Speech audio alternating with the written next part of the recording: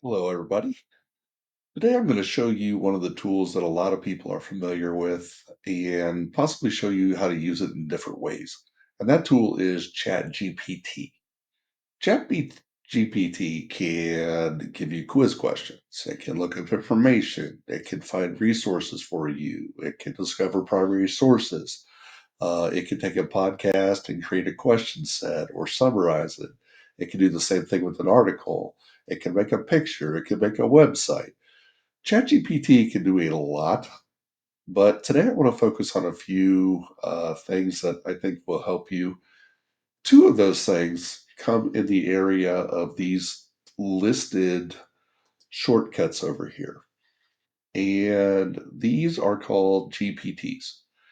You click the button here that says Explore, and it actually shows you some other user created sometimes created by the uh, company ChatGPT or OpenAI.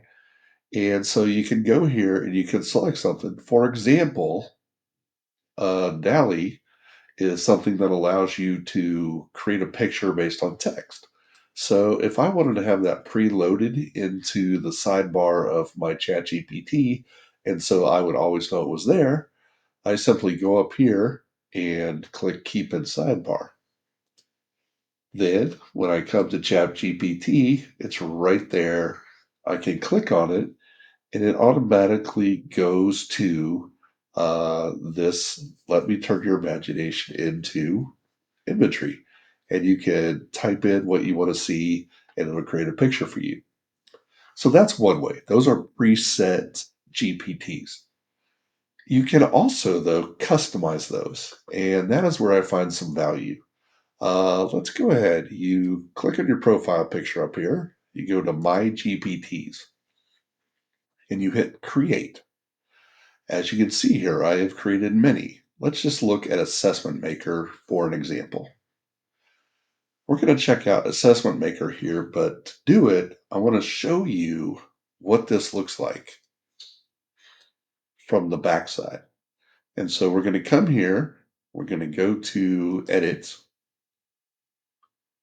Basically, when you go to create a GPT and click on configure, it is going to give you a screen that looks like this. I have named my GPT. I've said what it does. It helps me generate questions for honors world history quizzes. In the instructions, I've told it everything about me and everything about my class and what I'm looking for. So I said, I'm an honors modern world history teacher. I teach in high school. My role is to provide educational support, answer questions, and engage students. And I go through the fact that I want questions created at varying DOKs or depths of knowledge. And what we end up seeing here is that it already has all of the specific information I need. It says that I don't want any single answer choice to be sequentially repeated as the correct response. That way, not every answer is B, B, B, B, B, or C, C, C, C, C. Then I give it some conversation starters.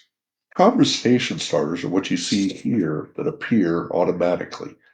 For one of them, I said I want 5 multiple choice questions, and then I can select the topic by just changing the topic here.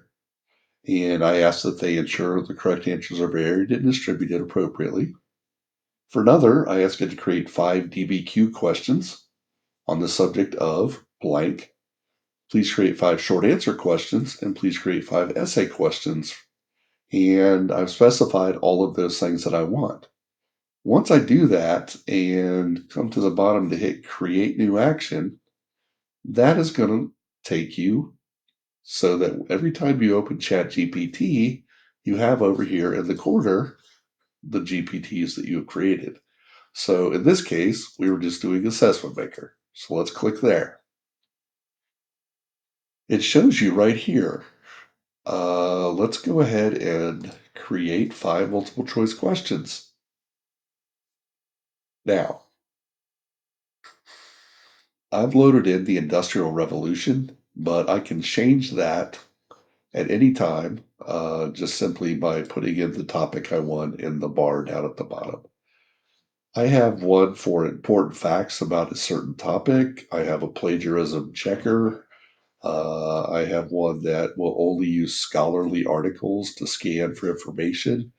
I have a general prompt where it just says, "Hey, I'm a modern world history teacher in ninth grade, and I teach in Ohio, so we're connected to those standards." And then I just tell it what to do from there. I don't have to always type that in, and that's going to save you a lot of time in the long run. All right, let's go back to ChatGPT. We come to the start screen and go ahead and go to my general prompt.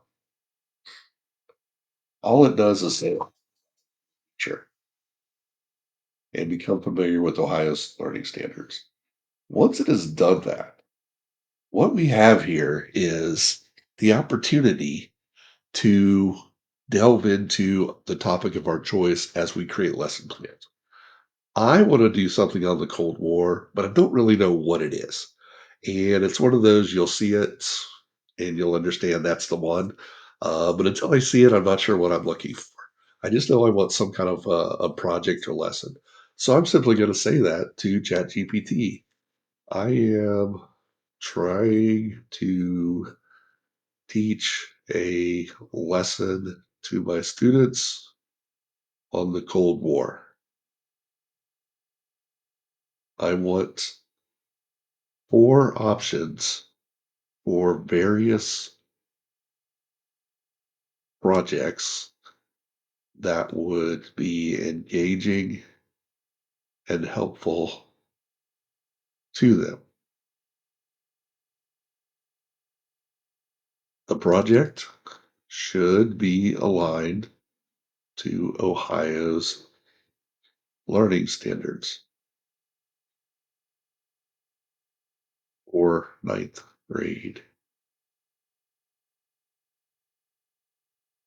All right. So I hit enter. I have no idea what's going to come up. We're going to find this out together. Here, it gives us project option one, a Cold War simulation. Choice two is a Cold War documentary film that the students will make. Choice three is Cold War propaganda analysis. And choice four is a Cold War time capsule. And so, out of these choices, as I just look through these, I think, well, let's see. We can do a documentary film. That sounds kind of cool, where we research and gather primary and secondary sources. Here, it wants a script and a storyboard for the documentary. Well, I'm not that familiar with how to put together a film, so I'll tell ChatGPT. I would like to pursue project two. How do I actually, let's say, can you help me find a free storyboard creation site? And so we have this. It actually directs us to Canva, which has a storyboard site. As we go back to look up here, it says that part of the options that we're going to do here include specific topics. All right, let me have it list. Can you please create a list of 15 topics related to the Cold War for the project? I hit yes. All right, it's going to go ahead and give me very specific things that students have the choice uh, to use for their project. That's a lot of choices. All right, I'm done. Now I'm going to ask it, I need a student guide guideline sheet for this project. Can you please create one? and let's see what it does. This is going to give me information that I can literally copy and paste into a Google Doc, or I can edit it and then paste into a Google Doc. And you see here, it has the project steps, talks about the script writing, storyboarding, filming, editing, etc. Well, that's great. Now I've got the guidelines, I've got the idea, I've got some sample assessment criteria here. So I'm going to ask it, can you please notice how I'm being polite? Studies have actually shown that the more polite you are in your prompts, the better the information you receive from ChatGPT. So it's kind of like approaching an actual librarian in a library. The nicer you are, the more help you're going to get. Can you please create a rubric for the project and put it in table format? Great. It's going to go ahead and create the rubric that I need. Anything that I find in here that I don't like or I want to expand on, for example, let's say that with the storyboard directions, I thought the students were going to have trouble understanding that. I might ask for a small tutorial on storyboarding, and that is something I can include. But you have all of this right here. Let's say, can you please make a downloadable file of the student guidelines?